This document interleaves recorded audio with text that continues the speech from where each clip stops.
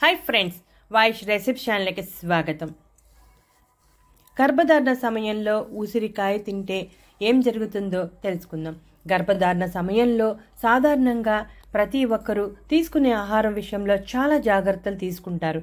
ఎందుకంటే ఆ సమయంలో కాబోయే తల్లి యొక్క ప్రతి చర్య బిడ్డపై పరోక్షంగా లేదా ప్రత్యక్షంగా ప్రభావం చూపుతుంది। కాబట్టి తీసుకునే ఆహారం విషయంలో ప్రత్యేక శ్రద్ధ తీసుకోవాలి।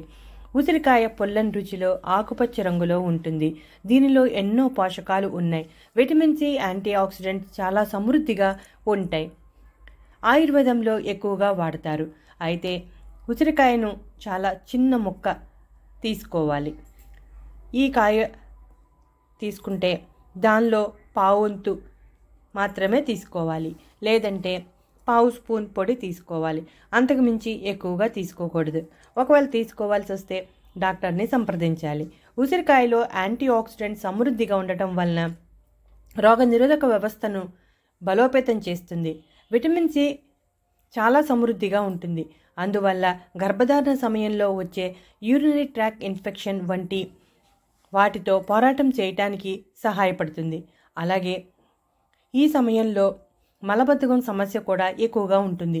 ఉసిరిలో అధికంగా ఫైబర్ ఉండటం వలన మలబద్ధకం సమస్య నుంచి బయటపడేస్తుంది। అలాగే అజీర్ణం, గ్యాస్ వంటి సమస్యలు ఏమీ లేకుండా చేస్తుంది। ఉసిరిలో విటమిన్ సి సమృద్ధిగా ఉండటం వలన రక్తనాళాలను విస్తరించి రక్తపోటు నియంత్రణలో ఉండేలా చేస్తుంది। అలాగే అలసట, ఒత్తిడి వంటివి ఏమీ లేకుండా చేస్తుంది। గర్భధారణ సమయంలో చాలామందికి డయాబెటీస్ వచ్చే ప్రమాదం ఉంటుంది। ఆ ప్రమాదం లేకుండా ఉసిరికాయలో యాంటీ డయాబెటిక్ లక్షణాలు ఉంటాయి। ఇక నోటి ఆరోగ్యాన్ని కూడా ప్రోత్సహిస్తుంది।